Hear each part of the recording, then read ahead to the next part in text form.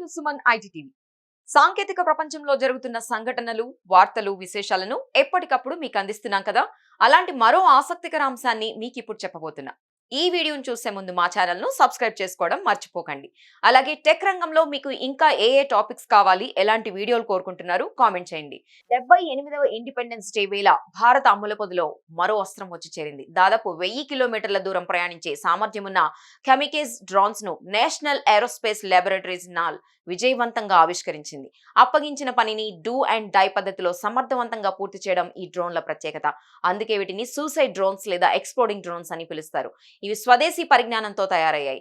యుద్ధ రంగంలో game changer గా మారబోతున్నాయి. వాస్తవానికి కెమికేజ్ అనేది ఒక జాపనీస్ పదం. సెకండ్ వరల్డ్ వార్ టైంలో ఒక ప్రత్యేకమైన అటాకింగ్ యూనిట్ కి ఈ పేరు పెట్టారు. అందులోని మిలిటరీ పైలట్లు శత్రు స్థావరాన్ని టార్గెట్ గా పెట్టుకుని పేలుడు పదార్థాలు నింపిన విమానంతో ఆత్మాహుతి దాడి చేసేవారు. అలా మిషన్ పూర్తయ్యేది.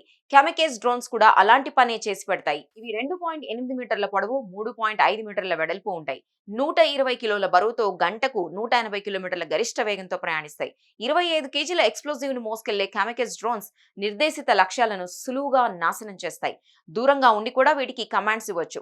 రాడార్లు, శత్రు రక్షణ వ్యవస్థలను తప్పించుకుని టార్గెట్ ను కంప్లీట్ చేయడం కెమికేజ్ డ్రోన్ల మరో ప్రత్యేకతగా చెప్పుకోవచ్చు. చూసారు కదా, ఇవి టెక్ కి సంబంధించిన అప్డేట్స్. ఇలాంటి మరిన్ని విశేషాల కోసం సుమన్ ఐటీ టీవీని మిస్ కాకుండా చూడండి. Thank you for watching this video.